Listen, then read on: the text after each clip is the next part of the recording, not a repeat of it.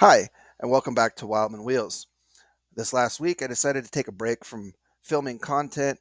I was just a little bit tired, and I needed a little bit of time. So I had a great week. I feel a lot more refreshed. And I'm ready to jump right back into the pug. But this week, I kind of dug through the computer, and I actually found some content that I've videoed earlier this summer during the monsoon season, and so that's what I'm going to be playing for you guys today. It's me getting a trailer prepped for Styron to go get a VIN number and get it registered, and lights and fenders and all the little things you got to have on your trailer. So it's nothing too exciting, but at least you guys got something to watch. Next week, we're going to be jumping right back into the pug, right where we left off, and we're going to keep going on that.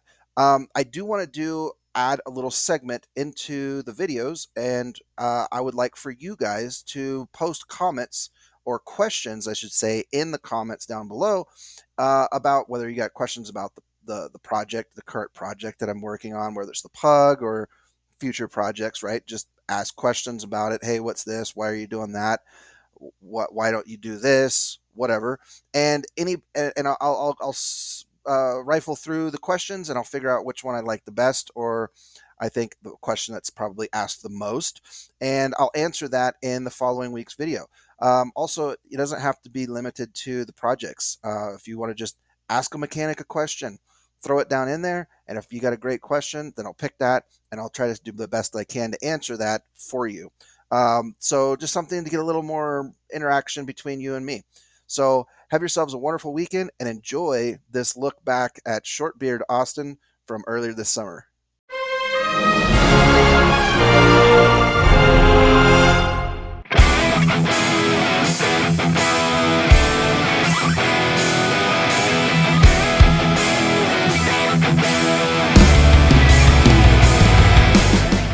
Hi, I'm Austin. Thanks for joining us today. So we got a new project.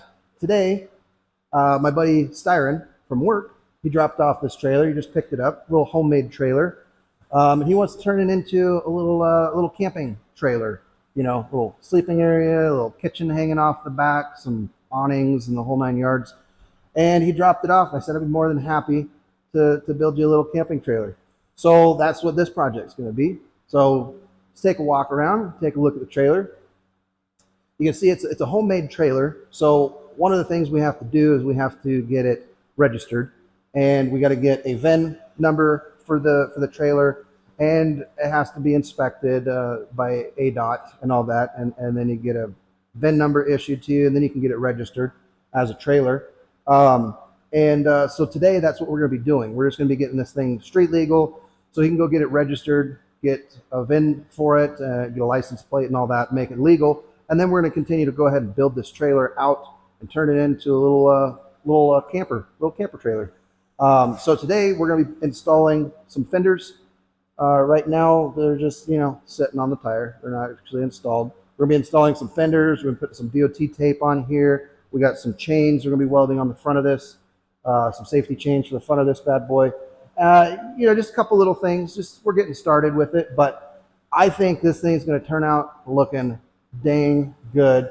We've already been talking a lot over the last week or so, plans and projects and things we want to do with this trailer to make it what we want it to be. So it's got everything that he needs for him and his wife and his dogs and his kid to go camping in this bad boy. So let's get started. Okay, so I started out by making a little block of wood here, measured the distance between the axle and the bottom of the trailer to make sure that we have enough room in there so when the suspension fully collapses. And then we are planning on putting a little bit larger tires and wheels on this thing, something a little more aggressive than passenger tires. So I went ahead and gave myself plenty of extra room there so we could get this thing up off. I gave myself about 5 inches of room, which should more than easily clear the bottoming out of the suspension and a little bit larger tire size. So we got this sitting up here. This is about where I think we're going to set the fender. Just got to make sure the fender's centered over the tire, which it looks pretty good to me right here. And then I'm going to be welding some 2-inch square tubing onto the side of the frame, and then be welding the fender to that 2-inch square tubing. So we have a nice very stout, sturdy place. We can add some tie down spots to it, so we'll be able to tie down um, cargo or gear or whatever you happen to want to be taking camping with you. You have a nice, very sturdy point to tie to. You stand on it, lean over, grab stuff, whatever. So that's why we went and decided to go ahead and go with the 2-inch square tubing. It's a nice, heavy 1/4-inch wall, 2-inch square tubing. First off, it was the right price, and by that meaning it was free. Second off, it's extra strong, so win-win. Let's get these fenders mounted.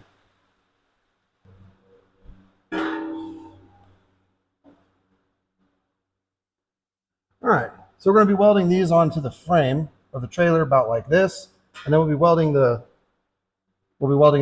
fender onto this piece of square tubing.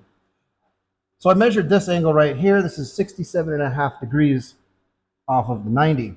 So I'm going to need to cut a 67.5 degree angle off of the side of this pipe so I can put this up flush up against the fender there, and when it all welds together, it'll look nice and factory. I'll also be cutting out a piece and welding it on the end of this here. We'll be grinding that all down nice and smooth, so this is a nice plug here. Now, one of the things that you're going to have to do, I don't care who you are or what, we're going to have to drill a hole on the bottom of this piece of square tubing to allow any kind of water or moisture that builds up inside of here a way to get out. It'll also help keep the inside of this dry. There's nothing you can do about that. You can't get around that. I don't care who you are. It's just, you got to. Even if you think it's perfectly welded on both sides and everything, water will still get in there. It'll still rust it out. So you got to drill a hole on the underneath side on the bottom facing down. You'll never see it. It's there though. And that way any moisture can go ahead and work its way out. It gives it a way to dry and or drain. Okay, so we just took a look at the fender and we measured it, and it's 67.5 degrees.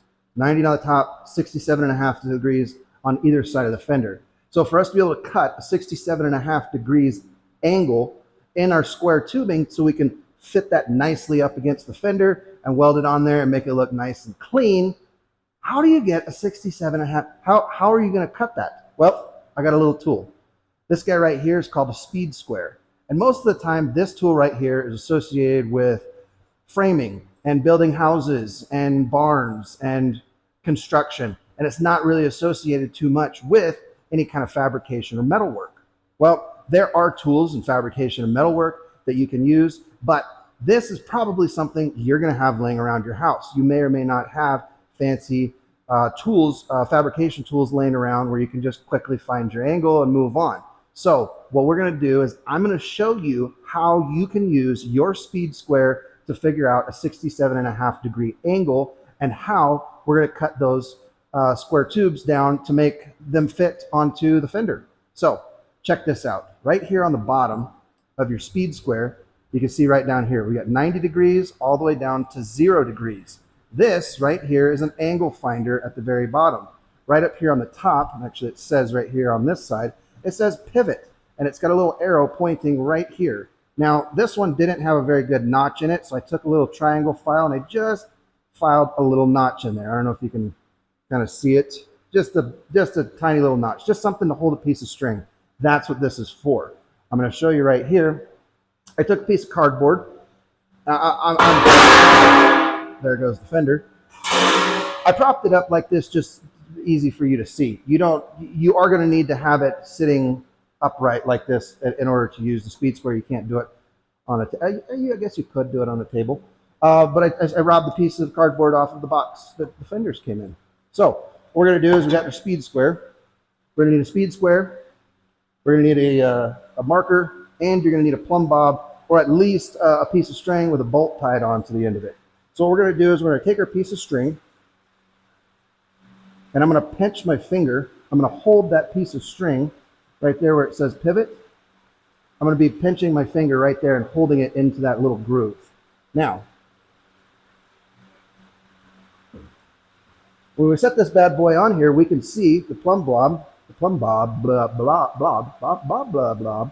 The plumb bob is running right along down the 90 degree mark. So we know, okay, we're at 90 degrees.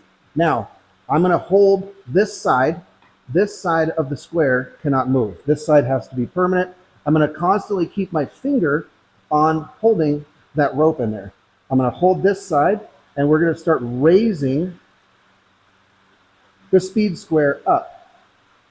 There, right there.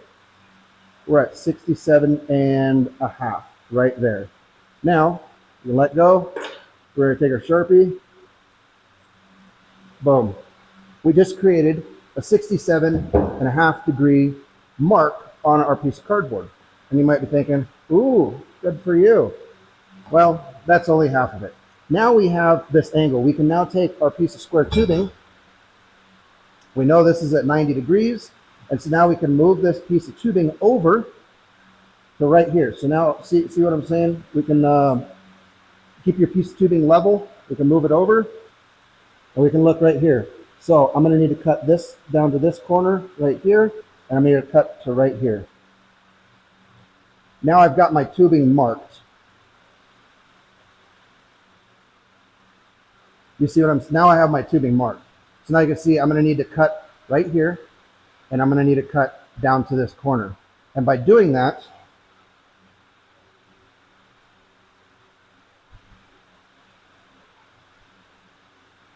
I will have created a 67-degree angle on the end of this piece of pipe. Now I can take that piece of pipe with that 67.5-degree angle, weld this on there, and that fender is going to sit right up against this square tubing. So let's go get this cut out real quick, and I'll show you what it's going to look like here in a second.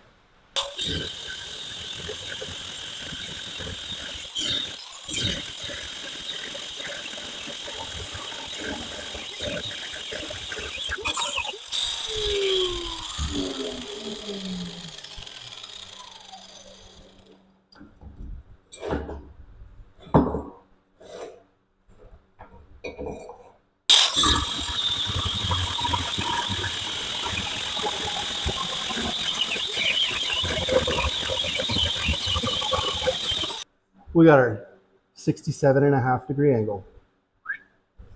Okay, so we got our piece of metal cut out. Check this out.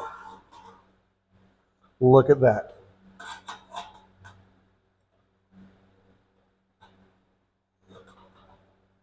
That's pretty dang close to 67.5 degrees. I think it's going to work just fine.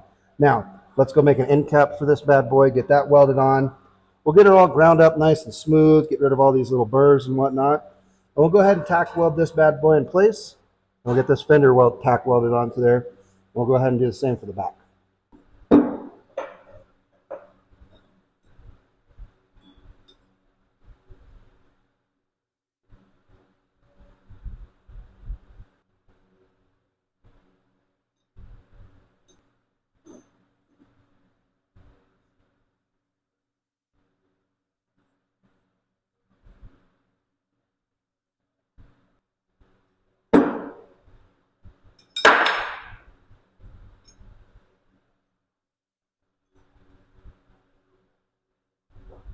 Looky there. We got our 67.5-degree angulations out of our pipe. I'm going to go weld this.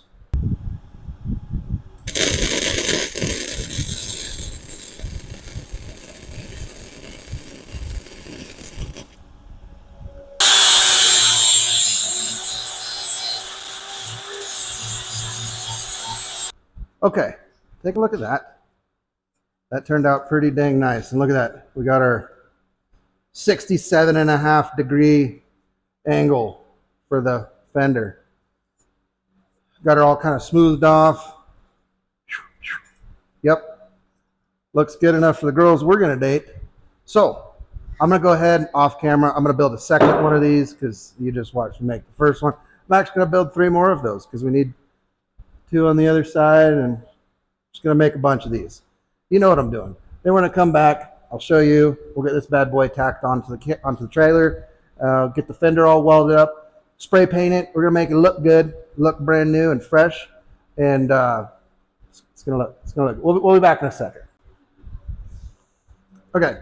So obviously the second one that I just made looks a lot better than the first one. But hey, guess what? I've got twice as much experience making the second one. So let's go weld this fender. Let's just go stick it on permanently, forever. It's never coming off again.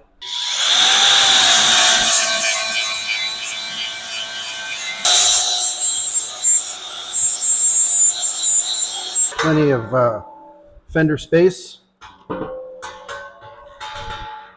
above the tire. We hit the fender. So I got my little piece back here. Let's grab our level.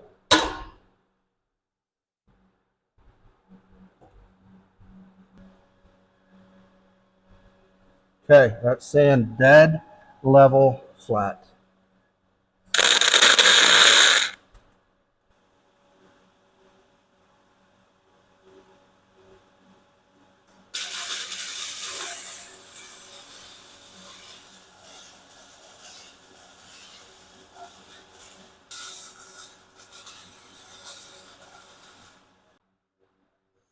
Okay, we got her finished up. Don't look too close to the welds. They're terrible. I know. I'm not a welder. I'm a mechanic, and I have a welder. That doesn't make me a welder. That makes me a mechanic with a welder. Not scary. It's all right. I've literally never owned a welder before. This is my first ever welder, and so we're gonna get better. But look at this bad boy. Let me zoom you in a little bit. Look at this bad boy. That fender is on there good. And that's what I like. I'm going to make sure these are, put some little eyelets on there or something so you can strap stuff down. That's now a permanent fixture to the trailer. Yeah, I did grind on that. Yeah, I know. Welders aren't grinders or welders and things. I know this. I know the saying. And no, I'm not a welder. So that's why I ground on that. But let's go ahead and do that to the other side. Then we'll get these bad boys painted. Okay, so earlier I showed you how to use a speed square to find 67.5 degrees and how we could mark these pieces of square tubing out and cut a 67.5 degree angle into these pieces of tubes. Today, I'm going to show you a completely different method. It's a tool that you also probably have in your toolbox from your grandpa or your dad, or maybe you bought it back in the day. They don't really make them that. I think they still make them, but it's a tool that if you see it, you're going to be like, what is that? I don't even know what it does. I'm going to show you how to use it. You probably have one. This guy right here. I'm sure you've seen it before.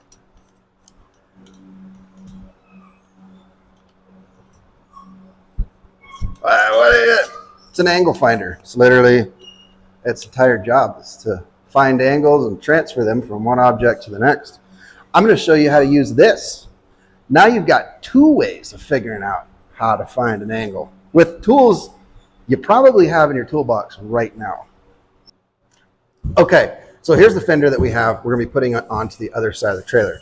We know this is 67.5 degrees because we measured it earlier, and the level gauge said it was 67.5 degrees.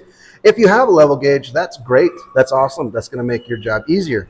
But if you don't, you got one of these or you have a speed square, still going to be able to figure out what angle it is. This is literally as simple as you would think. It's, yep, that's the angle right there.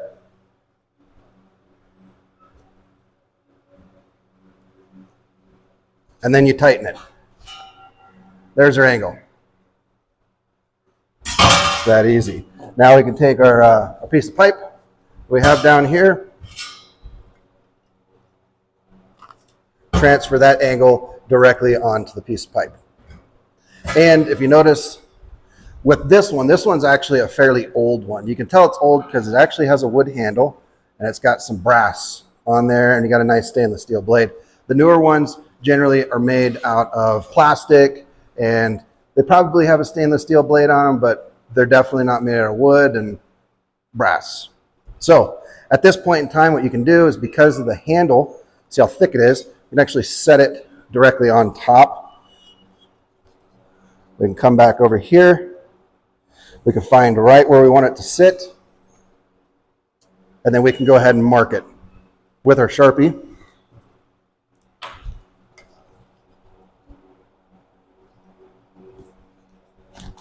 Take our Sharpie, we're going to mark it right here. And we're going to mark it right here. There we go. We got our 2 marks.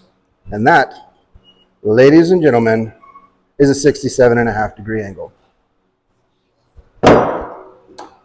This right here requires a lot less setup and time to actually make it work. As you can see, it took us all of 2 minutes to find the angle and mark it on the piece of pipe. The rest of it is, the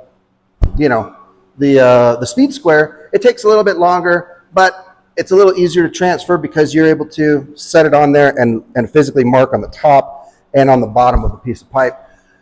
This one, you're going to be marking on the tips of it, but then you're going to pull out your speed square, which you're using earlier anyway, because even if you are fabricating with steel, speed squares are very useful tools.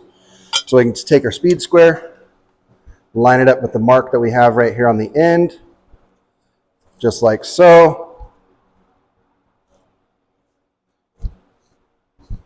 Transfer that right across the end.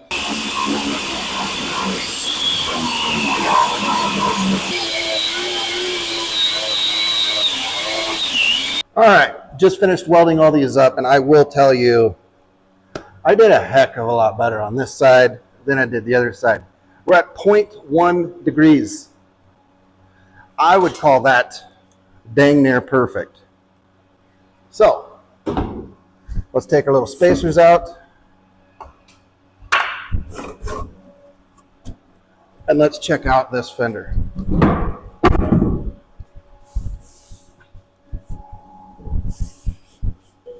This one was better than, this one right here is better than both of those, and this one over here is the best of them all. Of course, by the time you've done it 4 times, you kind of start to get the hang of the welder and how stuff feels and how fast and how slow and the things. So, I think it's time to, we got to cut the chain off, the old chain. We have new chain. We're going to weld the new chain onto the tongue, slap some stickers on this bad boy, and she's ready to go get a VIN number. Okay, so as far as the chain, the main issue is it's 49.5 feet long, and there's only one.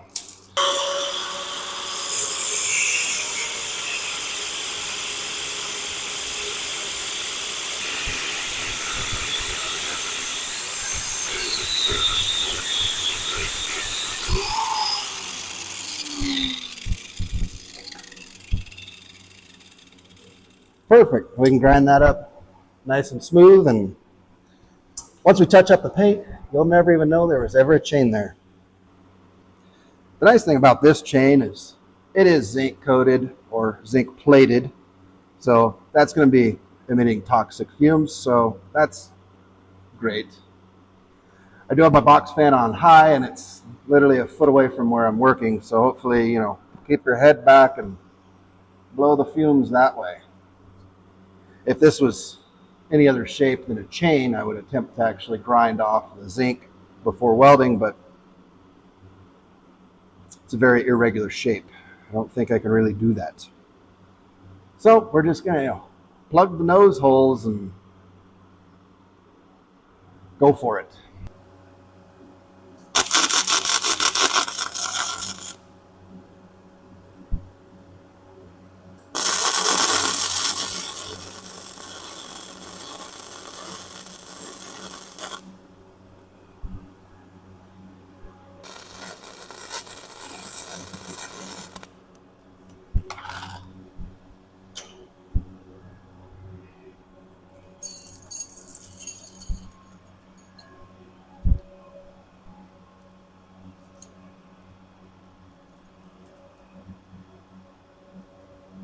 I think that'll do. All we have left is to do a little bit of touch-up painting, paint the fenders, install some decals, some reflectors along the sides, and the back. And this bad boy's ready to go to DOT.